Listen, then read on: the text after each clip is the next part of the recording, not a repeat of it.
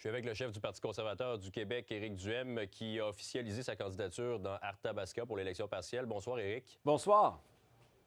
Le fruit est mûr pour faire élire un député conservateur, selon vous, à l'Assemblée nationale? Bien, il est temps. Là, écoutez, il y a 530 000 Québécois qui ont voté conservateur lors de la dernière élection.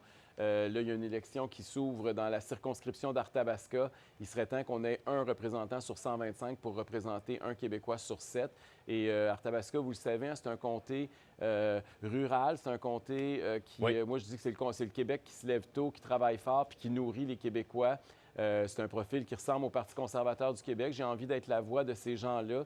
On a 4 chefs à l'Assemblée nationale actuellement qui viennent tous de la grande région de Montréal. Je pense que ça serait important que le reste du Québec et les régions du Québec aient aussi leur chef à l'Assemblée. On le convainc comment, ce Québec-là qui se lève tôt, qui travaille fort, comme vous le dites, de voter pour vous? Je pense qu'il va y avoir principalement 3 enjeux dans la circonscription. D'abord, il n'y a pas juste l'hôpital Maisonneuve-Rosemont où c'est le bordel. Il y a aussi l'hôpital, l'Hôtel-Dieu d'Arthabasca qui est problématique à l'heure actuelle. La CAQ avait promis 360 millions d'investissements, il ne se passe rien.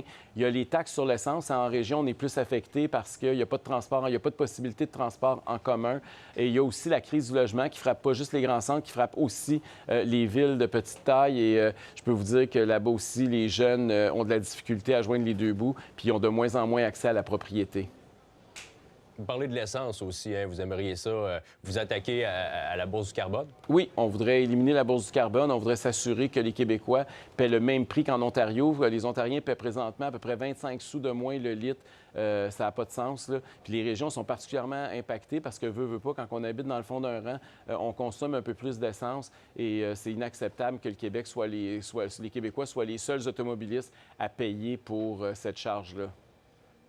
Vous avez changé un peu de discours là, depuis la pandémie, Éric. Là, ça faisait grincer des dents un peu vos positions pendant la pandémie. Vous avez l'air d'être vraiment allé vers l'économie. Est-ce que c'est volontaire d'avoir fait peau neuve? Bien, je pense qu'écoutez, ça fait 3-4 ans qu'on est sorti de la pandémie. Oui, ça a fait des grosses divisions dans notre société. Il y a eu des grosses plaies qui ont été créées, mais je pense qu'ils sont en train de lentement, mais sûrement de cicatriser. Puis l'objectif, quand on est en politique, c'est de rassembler les Québécois. Puis moi, c'est ce que je veux m'attarder à faire, là. J'espère qu'on a tiré des leçons de ce qui s'est produit. Moi, j'ai pas aimé la façon dont on a divisé la société. J'espère la réunir, puis on peut le faire justement à partir de politiques rassembleuses, notamment autour des thèmes économiques.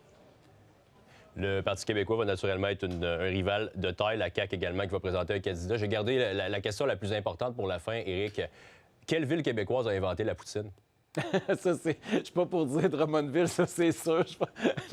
Mais c'est les... Je sais qu'il y a beaucoup de rivalités. Je peux vous dire que la meilleure poutine, en tout cas, moi, je trouve, c'est celle de la fromagerie Victoria. Je sais pas si je peux faire une pub, mais c'est ça. Moi, c'est mon choix personnel. Non, moi qui espérais vous piéger pour que vous disiez Drummondville. Bon, merci beaucoup, Éric. Bonne soirée. Bonne soirée à vous. Au revoir.